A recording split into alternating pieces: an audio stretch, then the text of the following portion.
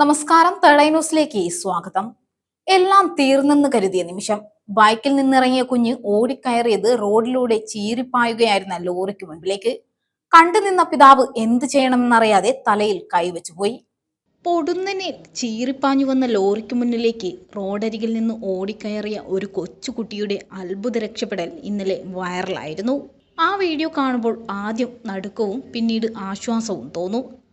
ലോറിക്ക് മുന്നിലേക്ക് ഓടിക്കയറിയ നിമിഷത്തിന്റെ ആഘാതത്തിൽ നിന്ന് ഇപ്പോഴും മോചിതനായിട്ടില്ലെന്ന് ആ അച്ഛൻ പറയുന്നു. ദൈവത്തിന്റെ കരങ്ങളാണ് മകനെ കാത്തതെന്ന് കോഴിക്കോട് ചേളന്നൂർ സ്വദേശി ഹാരിസ് പറഞ്ഞു. മക്കളെയും കൊണ്ട് കടയിൽ സാധനം വാങ്ങാൻ പോയതായിരുന്നു. മകൾ ബൈക്കിൽ നിന്നും ഇറങ്ങി. മകൻ റോഡിലേക്ക് ഇറങ്ങിയത് കണ്ടില്ല. അപ്പോഴേക്ക് ലോറി വന്നു. ഉടനെ കുഞ്ഞിന് നേരെ കൈനീട്ടി. ഒരു സെക്കൻഡ് കൊണ്ട് എല്ലാം കഴിഞ്ഞു. കുടുംബവും നാട്ടുകാരുമെല്ലാം വിശ്വസിക്കുന്നത് ദൈവത്തിന്റെ കരം പ്രവർത്തിച്ചു എന്നാണ്. പടച്ചോൻ അവനെ പിടിച്ചു പുറത്തേക്കിട്ടു. വല്ലാത്തൊരു ഷോക്കായിരുന്നു. മനസ്സ് മരവിച്ചുപോയ അവസ്ഥയായിരുന്നു എന്ന് ഹാരിസ് പറയുന്നു. ഇപ്പോൾ 10 മിനിറ്റ് പുറത്തുപോയാൽ പെട്ടെന്ന് മകൻ്റെ അടുത്ത് എത്തണമെന്ന തോന്നലാണെന്ന് ഹാരിസ് പറഞ്ഞു.